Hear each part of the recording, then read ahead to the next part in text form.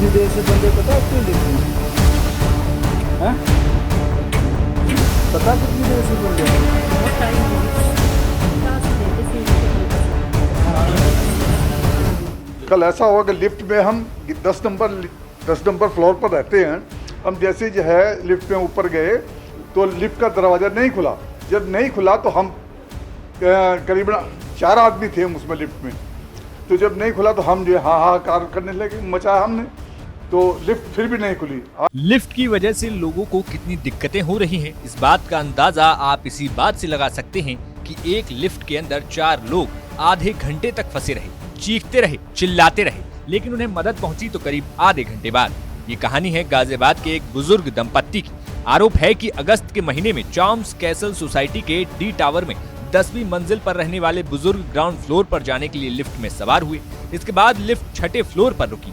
वहां से 2 बच्चे भी लिफ्ट में सवार हो गए, लेकिन लिफ्ट ग्राउंड फ्लोर पर नहीं रुकी, -2 के बेसमेंट में फंस गई। वहां तमाम कोशिशों के बाद भी लिफ्ट का दरवाजा नहीं खुला।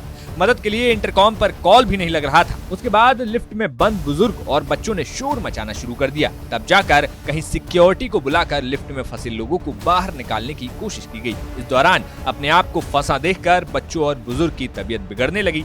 लिफ्ट का गेट तोड़कर लकड़ी की सीढ़ी के जरिए वहां फंसे लोगों को उसके बाद निकाला गया। कल ऐसा हुआ कि लिफ्ट में हम 10 नंबर फ्लोर पर रहते हैं।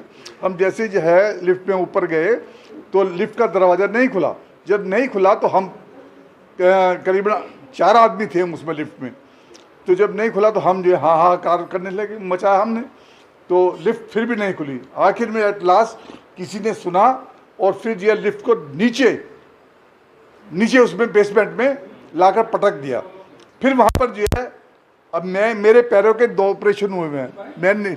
मैं ऊपर नहीं चढ़ सकता था, तो लिहाजा सीढ़ी को अंदर डाला गया और सीढ़ी की सहायता से मैं बाहर निकला। ये कोई पहली बार नहीं है कि गाजियाबाद में रहने वाले चार्म्स कैसल सोसाइटी के लोगों को इस तरीके की दिक्कतों का सामना करना पड़ा हो। इसी सोसाइटी में रहने वाली ज्योति बताती हैं कि मेंटेनेंस के नाम पर पैसे तो ले लिए जाते हैं, लेकिन लिफ्ट मेंटेनेंस पर कोई ध्यान नहीं देता और इसको लेकर लगातार लोगों को दिक्कतों का सामना करना पड़ता है। ऐसी घटनाओं को लेकर कई बार शिकायत की गई, लेकिन ना तो कोई सुनता है और ना ही कोई रास्ता निकालता है। यहाँ आए दिन कुछ ना कुछ प्रॉब्लम होती रहती है। कभी लिफ्ट में डॉगी, कभी ये लिफ्ट में कोई फंस जाना।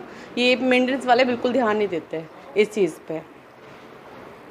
मेंटेनेंस शिकायत की जाती है लगातार। मेंटेनेंस में शिकायत की जाती है, उनको आज बोला तो 3 दिन बाद आते हैं। बता दें कि नोएडा, ग्रेटर नोएडा, गाजियाबाद में हाई राइज सोसाइटी के लिफ्ट में फंसने के मामले आम होते जा रहे हैं, लेकिन सवाल उठता है कि आखिर ऐसा क्यों हो रहा है और इसके पीछे की वजह क्या है। जानकारों की माने तो लिफ्ट मेंटेनेंस में ढिलाई की वजह से ऐसा होता है। आरोप लगता है कि पैसे बचाने के लिए बिल्डर्स और RWA लोकल कंपनीज को लिफ्ट मेंटेनेंस का ठेका दे देती हैं।